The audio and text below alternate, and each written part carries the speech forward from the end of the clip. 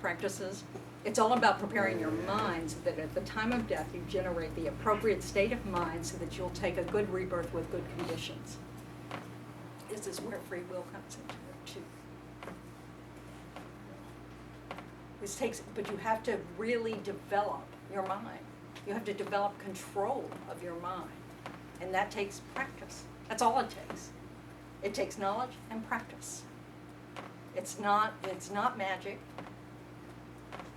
You know, the results may seem magical, but it's really the result of lots of effort. Practices are mind trainings. You know, instead of having a habit of thinking, I'm out of control. I can't control my mind. It just is that way. The Buddha said, no, it's not just that way. You've been practicing that mind over and over and over again. So every time you see chocolate, desire arises, your attention is drawn to it, you know it's in the room, and you know, and you want it. That's practice. Aversion's the same way. We develop a habit of not liking certain things, you know, because we didn't plan, they're unexpected, or we don't want to have to do the work, or whatever it is. And so when that condition arises, we kind of do everything we can do to avoid it. Which is most of the time. So I just want to get this clear. So you're saying that both desire for something and aversion to something, that's practiced. Yep, it's a habit that we develop. And we can learn to develop equanimity, which means we're not concerned what arises. We have peace of mind, we can have contentment, happiness, regardless of what arises, because we know that whatever we get out here isn't the source of that. You know, it's a source of physical, sensory pleasures or suffering, but it's not the actual, you know, contentment we seek. It's always going to disappoint. It's always going to end. It's actually mostly a relief from the state that we had the moment before, you know. It's like, you know, it's that really simple thing of like, it's like every time I finish teaching and I stand up and I have the joy of standing, you know, it's just the relief from the pain of sitting. So is that equanimity a byproduct of shamatha? It's a byproduct of many, many, many causes and conditions, one of which is not to follow desire. Calm abiding helps with that. Is you know, you don't lose your concentration. You remember, oh, that's right, I don't want to follow desire. But it takes a lot of practice of not following desire to recognize, following desire is not the cause of my happiness or suffering. Is that considered a bhumi or anything like that? No. It's just basic. What is? Having that sort of control over your mind. Calm abiding sort of precedes a bhumi. You have to have that ability to have your level of concentration undisturbed no matter what's going on is something that you achieve before you can realize emptiness. So it's earlier on. The bhumis happen on the path of seeing and after. So it's bodhisattva levels happen later. But this is just a lot of non-relevant information to this topic, just so you know. I was just going to say you can realize emptiness intellectually, but not have a realization. In fact, you have to realize it.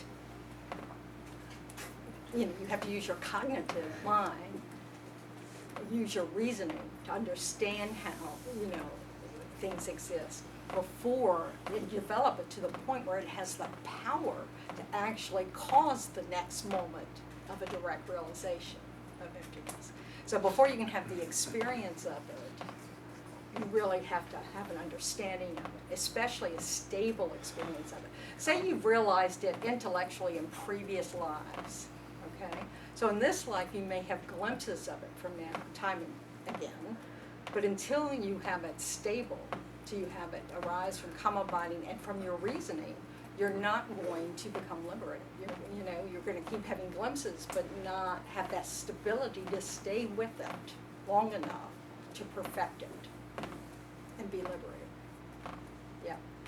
Did you have your hand up a minute ago, or was it a sort of signal? It was kind of like a comment, but all right. Like it's Okay. okay. You can. Okay. So can there be more than one tulku from the, in the same line? That's my understanding. So when you think about it, I mean, one of the basic teachings that you receive, especially if you're like a monk or nun, pretty early on your teachers will kind of say, everybody around you could be enlightened and they're just waiting for you. So we have 7 billion human emanations that are Buddhas working for you. So, and all the insects and all, so yeah. Buddhas have no limit.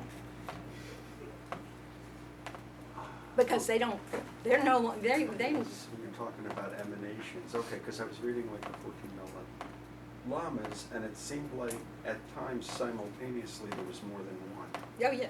Okay. And you can even have them, they can even arise before you're dead. They can be born before you're dead. That gets confusing. Okay. I know, but it's because we are totally hooked on this idea that, because it's true, if you're just an ordinary samsaric being, you can't do this. Because you're bound by this physical experience, this physical world. Someone who's liberated from that isn't bound by it at all. They're not under the control of what we are under the control of, which is our past actions that are negative, unskillful, and our ignorance. So as you're, having realizations and you're getting less and less bound to this existence, you have more and more abilities, just even calm abiding, which you can do without any spiritual path at all, but developing concentration to the point where you're undisturbed. You can hold your mind in concentration for as long as you want, in whatever way you want. That's pliancy. You have physical and mental pliancy. You no longer need food, or you'll no longer be distracted by food. You no longer will have aches and pains in the body. You'll no longer have any mental distraction. It's not possible. That's what it means to have attained calm abiding. If you have those things, you haven't attained it yet. By definition, you can't have those things distract you. So, the founders of tulkus, of these lines of tulkus, can have achieved any level of spiritual attainment, ranging from this first level of Tantra, of High Yoga Tantra, to Buddhahood. They do not even have to have had a direct realization of emptiness.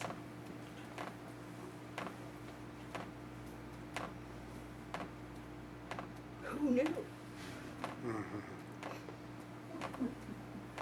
I didn't get that. Can you come back, please? You're not going to probably get it. Yes, Paul? Venerable. So, as they haven't realized emptiness, Right. they're still in samsara, and some level of samsara. Yep. But they have abilities because of the levels of Tantra they've achieved. That they practice. They've achieved. And it comes from practice, but they've actually attained certain levels of ability. Now, it's hard to teach this because I can't teach you Tantra. You have to have High Yoga Tantra to be taught Tantra. So, no can do. But would not automatically have realization of emptiness? Nope, they do not. Wow. They could, but that's not where it starts. This is the power of High Yoga Tantra. I mean, this is one of those hints. Oh my goodness, you have all these abilities of High Yoga Tantra, and you have not even had a direct realization of emptiness. This is why Tantra is a fast path to enlightenment. You are working on two things at the same time, which is method and wisdom at the same time. So you're able to generate emanations that benefit others, like the form body of a Buddha, even though you're not out of samsara. It's a very, very powerful attainment if you get there. The trouble with it is, and Westerners love Tantra, and I mean, we're not alone. It's like when Lama Tsongkhapa, decided the state of the teachings were a mess in Tibet, and people were saying, oh, you only practice Sutra, or you only practice Tantra, and it was just completely a corrupted mess, So he really kind of reinvigorated the monastic system again and got people back on track, you know, and cleared up this misunderstanding. In order to have realizations in Tantra, you have to have already had realizations in Sutra. You're just not going to succeed. You can practice all you want, but the lack of understandings from the Sutra path are going to prevent, you know, that's going to be an obstacle for you to have any realizations on the Tantric path. It's like this idea of using desire on the path. You know, people are attracted to Tantra because that's sort of the description.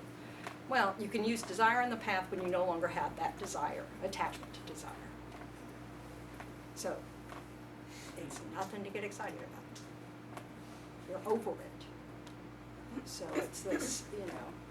His Holiness likes to say, you're ready to practice highest yoga tantra when you can start peeing off the side of a cliff.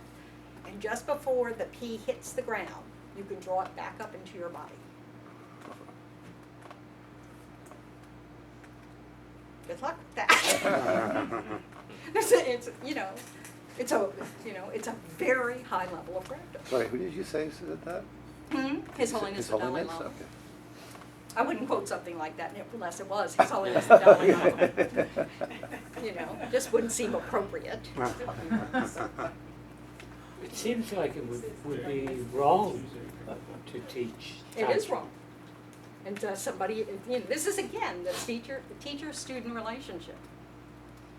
You know, and part of degenerate times is we no longer in the West we didn't have it, but I mean, you know, this ability to have this one-on-one kind of relationship like they do in the monasteries, you know, is not available to us. On the flip side, lay people used to not have accessible to, you know, access to the teachings at all. You know, so you could, you know, that's one of the bonuses. Because there's no reason for you not to study. You know, so it's just not ideal circumstances. But I'm not. I'm living like you guys. You know, I don't live in a nunnery. You know. So do you think that there are maverick organizations that are doing that I don't know. in the West? Why would I know? Well, I mean, I come from Shambhala, and they have tantric teachings at a certain level. There's a curriculum. I've received them. Yeah. But there's no emphasis on emptiness whatsoever in the teachings that I've ever seen. Well, you may just be missing it because it's Tantra's all about emptiness. But you just said that you could achieve Tantra. No, you can achieve the first generation stage level of Tantra without having a direct realization of emptiness. Can you do that without understanding emptiness? Probably not. There's a difference between a direct realization of emptiness, the experience of emptiness, and understanding how things exist. Oh, yeah. Okay. So then, if y'all watched Kundun or whatever, the story of His Holiness the Dalai Lama, or read the book about Lama Ozel, you know, from Lama Yeshe's, you know, the reincarnated Lama or whatever it's called, you kind of know the story. I mean, people have, you know, disciples of that teacher have dreams about people. There are certain clues, and then they may have left clues. Lama Yeshe basically told, you know, where he was going to reincarnate, who he was going to be born to. It was not really much of a secret.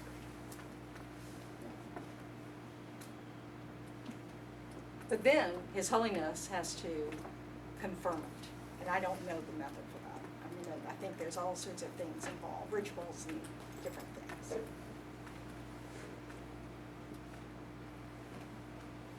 So His Holiness wants us to really understand that just because someone's a recognized reincarnation does not mean they're necessarily spiritual mentors or teachers.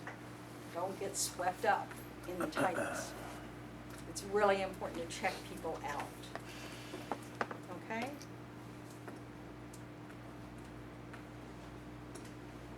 The word Rinpoche means precious one.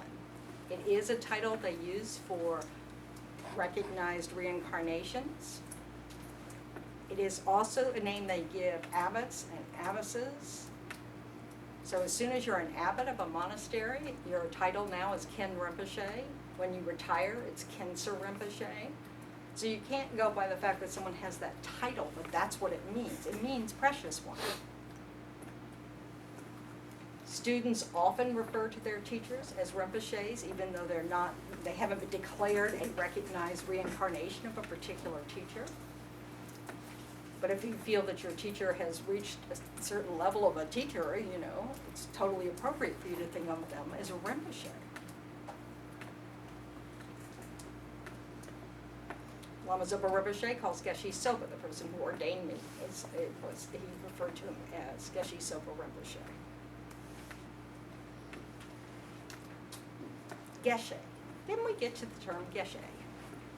So Geshe's, Lama Zopa Rinpoche, when he brings teachers over to the West, to his centers in the West, in the FPMT, he usually tries to find Larampa Geshes, which means they've attained the highest level of study in the Galupa tradition. The word Geshe is from the Sanskrit Kalanya Mitra, which is translated as Gewei Shinyan in Tibetan, which is abbreviated, and the Tibetans do this all the time. They take two words like Gewei Shinyan and turn it into Geshe. This is just. But when you translate what it's referring to in the teachings, in the Mahayana teachings, it's spiritual friend.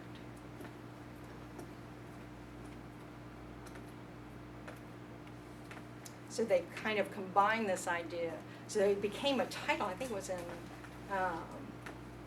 so the Kadampa tradition, the Kadampa Geshes, were the students of Atisha who brought the teachings to Tibet.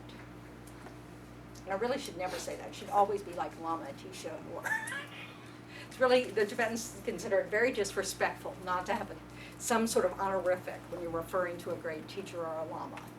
So that's my bad. His Holiness. Yeah, like referring to His Holiness, yeah.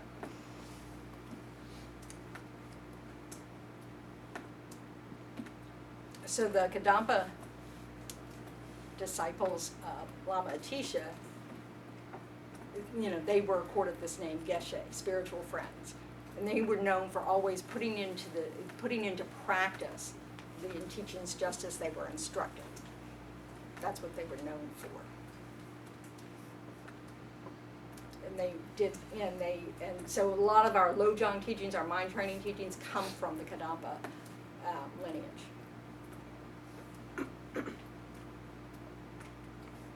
But so in this tradition, the Galu tradition, which was started by Lama Tsongkhapa in the 1300s,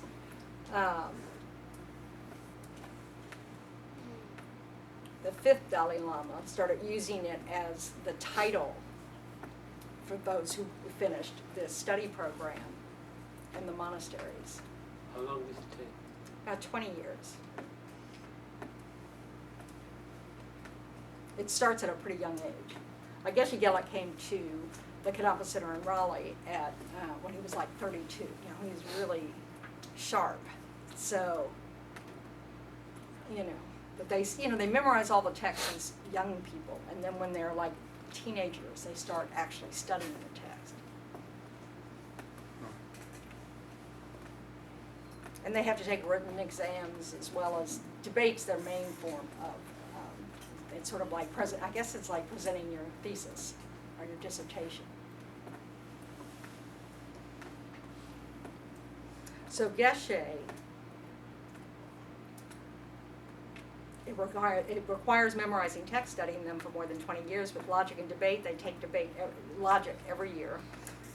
Several levels of intensive examinations. It does not require incorporating the meaning of the text into one's self-development. It doesn't mean they've practiced. Nor does it imply experience and proficiency of meditation, in particular, this, because they were too busy studying. The title Geshe resembles a PhD and does not guarantee the teaching skills or character of its holder. I think this is a quote from our FPMT handbook. It's really important to know this. There's no question that a Larampa Geshe knows the teachings. can, that can communicate the teachings accurately. No doubt, because they have really studied hard. And for them to complete the studies, and particularly to become a Larampa Geshe, because that adds years onto their studies, is really quite an achievement. It's quite an accomplishment. So it's just that we need to, most, like if disciples or students in the monastery seem to have a knack for ritual, they may end up being Lama Guptas. They learn all the tantric rituals, learn how to make tormas and sand mandalas and all those things, and they may never get back to their Geshe studies really. Then and then you have ones that really have an affinity for meditation, so they go up into the hillside and meditate, and so they never become Geshes. They never come here to teach, or it's rare. So it's and this is in the Galu tradition, which is what His Holiness studied, but His Holiness also studied in all the Tibetan traditions. So, but just so you really understand what these terms mean. And Geshe-la is a title. They use, that's what you call teachers. Like Geshe Gelik is called Geshe-la. People think it's a name. It's not a name. It's a title. And then often teachers are just called Genla, which is another nickname. It's a shortened something, maybe. Anyway, so a spiritual friend is actually what guru means in the Mahayana tradition. So it's someone in whom they're very present. Presence inspires us. And in whom, like, when I say, it's really helpful to just have His Holiness, if you're in a difficult situation, it's always good to think, well, what would His Holiness do? And that helps you, keep your speech in line and your actions in line. If you are tempted to, say something and you kind of think, oh, that might not be appropriate, and you then think, I'd never say it in front of His Holiness, then you can pretty much bet it wasn't appropriate. So it's a good kind of reality check in the moment to just kind of go. So, someone you develop, a very deep trust with. Age has nothing to do with it. Because some people meet their teachers from former lives. And so they just have a connection. I know one monk who met his teacher years ago in I guess it was in China, but from the Tibetan ancestry, and just knew him, and they're about the same age. But that karmic connection, was probably established in some previous life.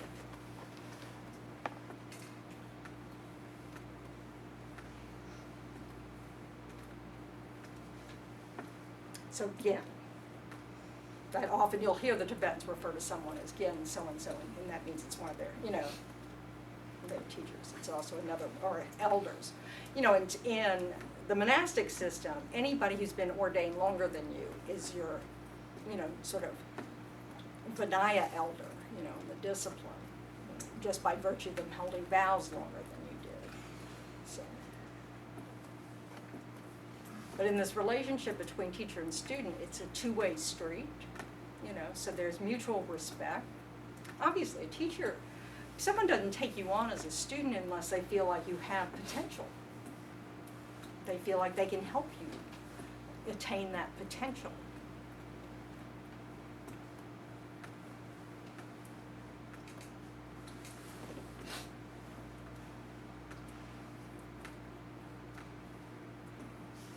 We use these terms very loosely in the West. So we just need to be aware of that. So like Sangha has a very specific meaning in Buddhism, but we use it to describe any community of Buddhists, and it's just not the meaning of it in Buddhism at all. But that's what it's evolved to mean in the West, and that's fine. It's just that when we're reading traditional texts, we need to understand that's not who they're talking about. What are they talking about? Well, they're talking about people who have vows. And so, when they're talking about ordinary Sangha, then they're talking about, a fully ordained monk, a fully ordained nun, a lay person, a male person with the lay vows, and a female with the lay vows. So you have those 4 components. And then when you're talking about the refuge Sangha, those are Arya beings. They don't have to be monks and nuns. They're people who've realized emptiness is the ultimate Sangha. And above. And Buddhas. Buddhas are Arya. I mean, they're Sangha. So, we can't cram all of Buddhism into one night, much as we might want to. This can all be gotten from, if you haven't discovered Alex Berzin's Study Buddhism site, although I took this from him because he's really good at getting all the etymology of words and things. And he also wrote the book. This is one of those books that is required. It used to be called Relying on a Spiritual Friend, and now I think it's called Wise Teacher, Wise Student. And it's on his website. You can read it on the website, the chapters. It'll be in your email.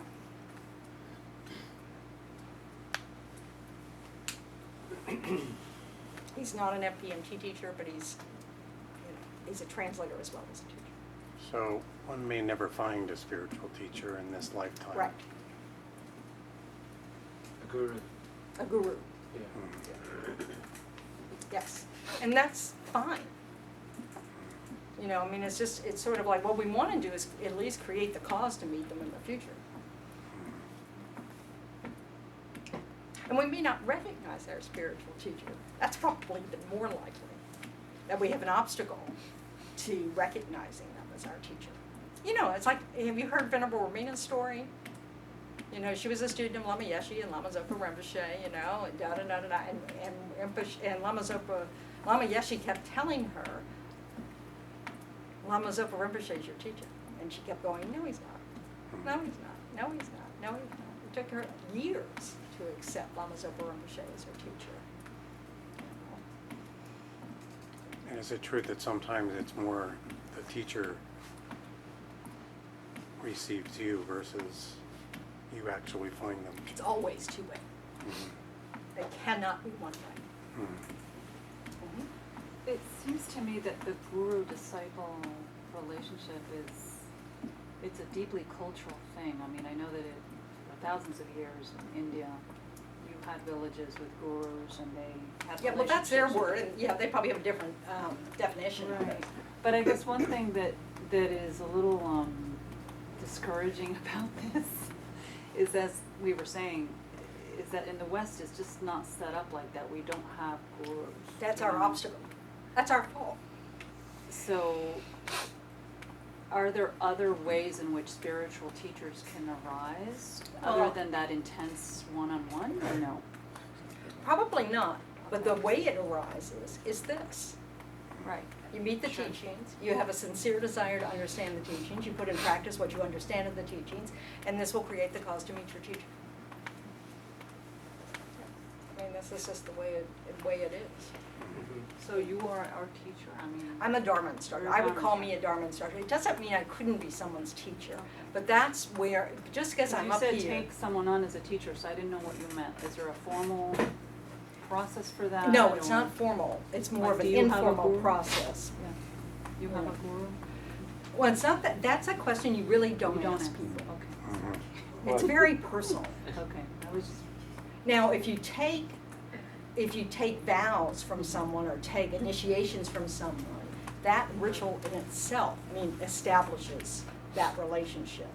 right. So once you do that, if you've taken any initiation, you have a teacher-student relationship with whoever gave you that initiation. That's part of the deal, Now, depending on what level, so yet again, and this is how people like Lama Zopa Rinpoche help us. And His Holiness the Dalai Lama goes around doing these Kala Chakra initiations for thousands of people. It helps make this karmic connection. There's no possible way His Holiness can be a personal instructor, for all these thousands of people. But it allows for a certain relationship. So that's part of what's going to come out in this course, is how the heart evolves into this relationship, you know? But you're right, the fact that we're born in the West, right away, that's an obstacle. You know, that the geshes who are living in monasteries don't have. Now, they still, too, can be possible that they have obstacles and won't meet their teacher in this life. Or, like, think of all the students of Lama Yeshe, you know, who died in 1984 at the ripe old age of, what, 52 or something? You know, so his students didn't have a long time with him. So it's just,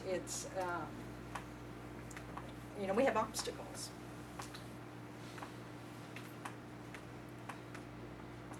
And so you also hear this term root guru, which is this idea of it really has a profound effect on it. And so it's, this is something that's really special if it happens to, if you make this connection.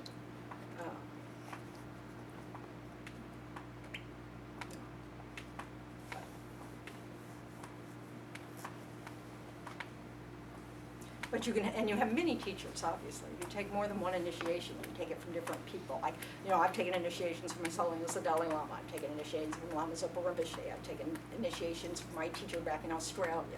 You know, so all of those I have, you know, a relationship with based on those initiations.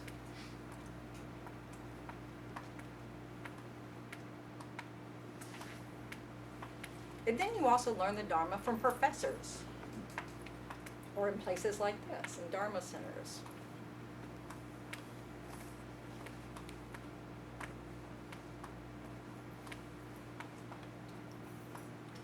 And then you have preceptors, like people who give you vows. So you don't have to be ordained to give vows, but you have to have kept the vows you're giving. So if you're giving nuns vows, you have to you have to be ordained as a nun. You can't do that. You know, but the lay vows, if you're a lay person, you can give lay vows if you've been authorized to do so.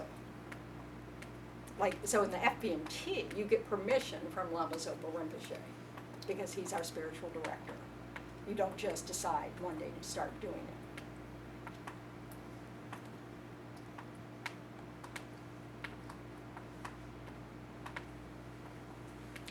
Those kind of vows, the pratimoksha vows, like the lay person's vows, are vows of individual liberation, or the nun's vows, or the monk's vows, these are lifetime vows. So at the time when you die, that commitment ends. Bodhisattva vows and tantric vows are eternal vows. You know. So we don't know we took them whether the path. But one day, when we have all those wonderful realizations and we have clairvoyance, like after Kamal Binding, you know, then we will remember some of our past lives. So I'm just exposing you to all these names. I mean, it's just, I just want you to get a sense that they have very specific meanings, you know, and they are all worthy of respect, but they're not all necessarily, they do not connote just by virtue of having this particular title that they are spiritual mentors.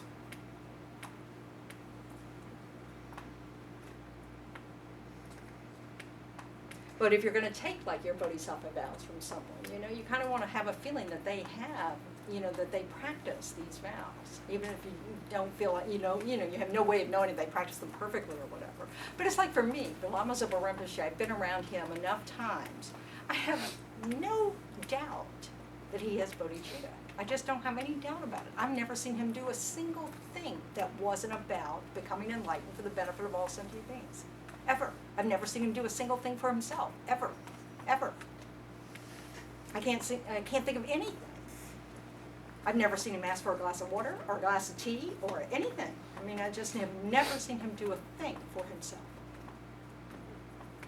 It's just wild. Now, most of his students see him as a Buddha, you know.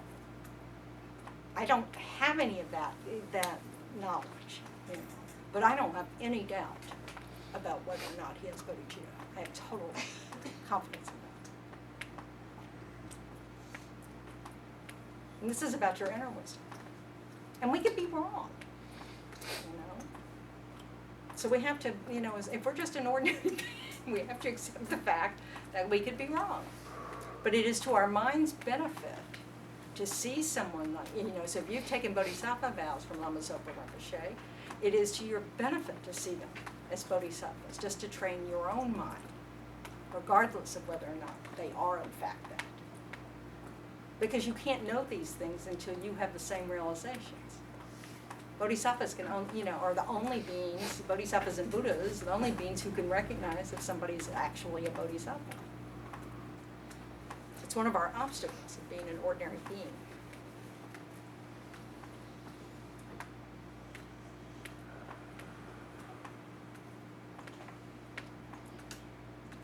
Same thing with Tantra vows, yes. Yes, if we can go back one more slide about, not this one, but the one before, I have a question about. So it's kind of like, what I'm thinking in my mind is having like a sponsor. Yeah, I think that's a good, Is that, yeah, and like, say if there was somebody here in our community that, I felt was really, on the path and really, strongly devoted to where I felt, there was something I could learn from this person. right. And we connected just on a friendly basis, on a good, we felt there was a connection. I mean, it's like you look at each other like, wow, will you, have you ever thought of being a teacher? Then maybe I would ask that question to them. Have you ever thought of being a spiritual friend? Like, you somebody Yeah, I but you can really, call? let's look at the qualities. Yeah, I mean, that's how it kind of starts. I mean, is that you can ask them, and you don't have to. I mean, that, if someone gives you an initiation, they are taking that on. And if you take that initiation, you are taking that on, which is why most people don't know what they're doing when they take initiations, which is just sort of the way it happens. Because we're in the West, and we don't have this day-to-day instruction from, our teachers. I mean, when you think about it, in the Gaelic tradition, they study 6 days a week, 11 months of the year. We don't have a chance to have that kind of knowledge, so.